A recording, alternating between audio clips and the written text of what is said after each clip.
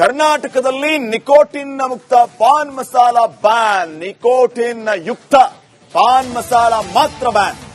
ನೋಡಿ, ನಿಕೋಟಿನ್ ಯುಕ್ತ pan masala ban, nicotine ಯುಕ್ತ ಪಾನ್ ಮಸಾಲ ಮಾತ್ರ ಬ್ಯಾನ್ ಅಂತ ಹೇಳ್ತಾ ಇದ್ದಾರೆ.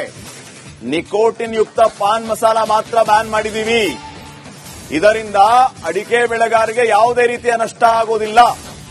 3 ತಿಂಗಳ ನಂತರ ಪರಿಶೀಲಿಸಿ ಮತ್ತೊಮ್ಮೆ ನಿರ್ಧಾರ. ಸದ್ಯಕ್ಕೆ ಆದೇಶ ವಾಪಸ್ ಪಡೆಯೋದಿಲ್ಲ ಅಂತ ಯುಟಿ ಖಾದರ್ ಹೇಳ್ತಾ ಇದ್ದಾರೆ. ಯುಟಿ ಖಾದರ್ ರಿಪಬ್ಲಿಕ್ ಕನ್ನಡಕ್ಕೆ ಆರೋಗ್ಯ ಸಚಿವರ ಪ್ರತಿಕ್ರಿಯೆ ಇದು. ಈಗಷ್ಟೇ ಈ ವಿಚಾರವನ್ನು ಬ್ರೇಕ್ ಮಾಡ್ತಾ ಇದ್ವಿ. ಯುಟಿ ಖಾದರ್ ಅವರು ಈಗಾಗಲೇ ರಿಪಬ್ಲಿಕ್ ಕನ್ನಡಕ್ಕೆ ತಿಳಿಸಿದ್ದಾರೆ. ನೋಡಿ, ಸ್ಪಷ್ಟನೆಯನ್ನ ಕೊಡ್ತಾ ಇದ್ದಾರೆ ಅವರು. ಏನು, ನಿಕೋಟಿನ್ ಯುಕ್ತ ಮಾತ್ರ ಬ್ಯಾನ್ ಮಾಡ್ತಾ ಇದ್ದೀವಿ. ಇದರಿಂದ ಅಡಿಕೆ ಬೆಳೆಗಾರರಿಗೆ ಯಾವುದೇ ರೀತಿಯ ನಷ್ಟ ಆಗೋದಿಲ್ಲ. ನಾವು ಸದ್ಯಕ್ಕೆ ನಿಕೋಟಿನ್ ಯುಕ್ತ ಪಾನ್ ಮಸಾಲ ಮಾತ್ರ ಬ್ಯಾನ್ ಮಾಡಿದೀವಿ. ಇದರಿಂದ ಅಡಿಕೆ ಬೆಳೆಗಾರರಿಗೆ ಯಾವುದೇ ನಷ್ಟ ಆಗುವುದಿಲ್ಲ.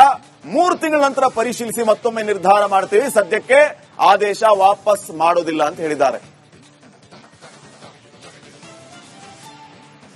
ನೋಡಿ, ಯುಟಿ ಖಾದರ್ ಅವರು ಈಗಾಗಲೇ ರಿಪಬ್ಲಿಕ್ ಕನ್ನಡಕ್ಕೆ ಸ್ಪಷ್ಟನೆಯನ್ನ ಕೊಟ್ಟಿರುವಂತದ್ದು ಏನಂತಂದ್ರೆ, ನಾವು ನಿಕೋಟಿನ್ ಯುಕ್ತ ಪಾನ್ ಮಸಾಲ ಬ್ಯಾನ್ ಮಾಡಿದೀವಿ. ಇದರಿಂದ ಅಡಿಕೆ ಬೆಳೆಗಾರರಿಗೆ ಯಾವುದೇ ರೀತಿಯ ಲಾಸ್ ಆಗಲ್ಲ. ಆಮೇಲೆ 2013ರಲ್ಲೇ ಗುಟ್ಕಾ ಬ್ಯಾನ್ ಆಗಿದೆ.